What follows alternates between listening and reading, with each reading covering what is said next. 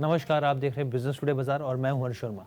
तो आखिरकार जिसका पूरे बाजार को इंतजार था वो रिजल्ट्स आ ही गए हैं। देश के सबसे बड़े प्राइवेट दिग्गज बैंक एचडीएफसी बैंक ने अपने तिमाही नतीजे जारी कर दिए हैं। इस वित्त वर्ष की दूसरी तिमाही में एचडीएफसी बैंक को 16,811 करोड़ रुपए का मुनाफा हुआ है। अगर पिछले साल की इसी तिमाही से तुलना करें तो ये करीब 51% ज़्यादा है। इस लिहाज से देखें तो 51% उछाल काफ़ी बड़ा है। वहीं अगर बैंक के रेवेन्यू की बात करें तो कंसोलिडेटेड नेट रेवेन्यू लगभग करीब 114% बढ़कर 66,317 करोड़ रुपए पर पहुंच गया है। पिछले साल इसी तिमाही में कंपनी का कंसोलिडेटेड नेट रेवेन्यू 30,871 करोड़ रुपए था। इसका मतलब ये हुआ कि बैंक के नेट रेवेन्यू में 33% बढ़ोतरी हुई है और ये बढ़कर करीब 38,000 करीब 92 करोड़ रुपए पहुंच गया है।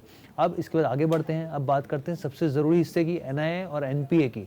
तो तिमाही दर तिमाही के हिसाब से देखें तो बैंक का ग्रॉस एनपीए 1.17% से बढ़कर 1.34% हो गया है, यानी एनपीए में बढ़ोतरी हुई है। वहीं अगर नेट एनपीए की बात करें तो इसमें भी बढ़ोतरी देखने को मिली है। ये जो डाटा है करीब ये 0.30% से बढ़कर 0.35% बढ़ गया है, यानी कि 0.05% की बढ़ोतरी इसमें देखने को मिली है। तो सबसे पहले जानते हैं कि एनपीए आखिर क्यों बढ़ा है और इसका असर क्या स्टॉक पर देखने को मिलेगा। अगर एचडीएफसी का रिजल्ट की बात करें तो एचडीएफसी के रिजल्ट ने जो भी एस्टिमेट्स थे उनको बीट किया है। थोड़ा सा जो इनका एनपीए इंक्रीज हुआ है, एनपीए थोड़ा सा इनका है वरी की एनपीए जो इंक्रीज किया है। सो उसका जो सबसे बड़ा कंसर्न है वो जो एचडीएफसी के साथ मर्जर हुआ था इनका अभी इस क्वार्टर में, तो मुझे लगता है उसकी वजह से ये एनपीए थोड़े से इंक्रीज हुए हैं। और मुझे लगता है कि वो ऑलरेडी जो है मैनेजमेंट ने अपनी कमेंट्री में बता दिया था कि इस क्वार्टर में हमारे जो एनपीए हैं या जो नंबर्स हैं थोड़े से उसमें कमी देखने को मिल सकती है, एनपीए थोड़ा बढ़ सकता है।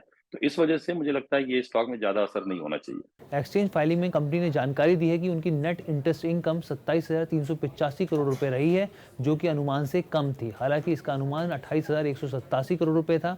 बैंक की प्रोविजनिंग क्यू एंड क्यू के आधार पर देखें, यानी तिमाही दर तिमाही के आधार पर देखें तो करीब 2,860 करोड़ रुपए से बढ़कर 2,904 करोड़ रुपए हो गई है। हालांकि साल दर साल के आधार पर देखें तो प्रोविजनिंग में गिरावट दर्ज की गई है। ये गिरावट 3,240 करोड़ रुपए से घटकर 2,904 करोड़ रुपए रह गई है, यानी कि एनआईए की स्थिति की अगर बात करा जाए तो वहां पर स्थिति थोड़ी सी बेहतर देखने को मिली है। अब जानते हैं कि एक्सपर्ट की क्या राय है इसके ऊपर। मुझे लगता है प्रोविजनिंग जो बढ़ाई है उसके पीछे का रीजन है एचडीएफसी के साथ मर्जर, और जो एनआईए भी कम हुआ है, एनआईएम जो कम हुआ है इनका, तो मुझे लगता है कि उसका असर सबसे ज्यादा यही था। पिछले एक साल से जो इनका मर्जर का चल रहा था एचडीएफसी के साथ, उसकी वजह से जो भी एक्सपेंसेस थे या जो उन्होंने बिजनेस जो इनका कम था, स्लो डाउन था, उसका एक असर हुआ है कि मेरा एनआईएम और जो ये मेरा ये एनपी है वो इंक्रीज हुआ है। तो मुझे लगता है बहुत ज्यादा असर नहीं, लेकिन थोड़ा बहुत स्टॉक में एक थोड़ा, क्योंकि ऑलरेडी स्टॉक आप देखो 1660 रुपए से 1520 रुपए के आसपास है। सो अगर कल थोड़ा सा स्टॉक में डिप भी आता है तो मुझे लगता है कि वो बाइंग अपॉर्चुनिटी होगा और एचडीएफसी बैंक एक जो निवेशक है वो बाई कर सकते हैं लंबी अवधि के लिए। अगर अब स्टॉक की चाल की बात करें तो पिछले एक महीने में परफॉर्मेंस देखी जाए तो ये स्टॉक करीब 6% टूट चुका है। एक महीने की बात करें, वहीं 6 महीने में देखा जाए तो करीब 8% की इसमें गिरावट देखने को मिली है।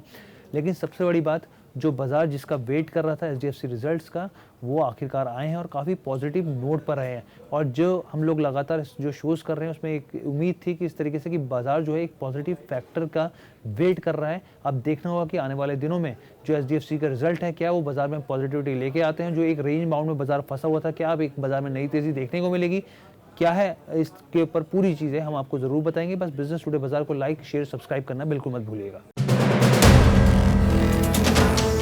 वीडियो पसंद आया तो हमें लाइक कमेंट शेयर और सब्सक्राइब जरूर करें।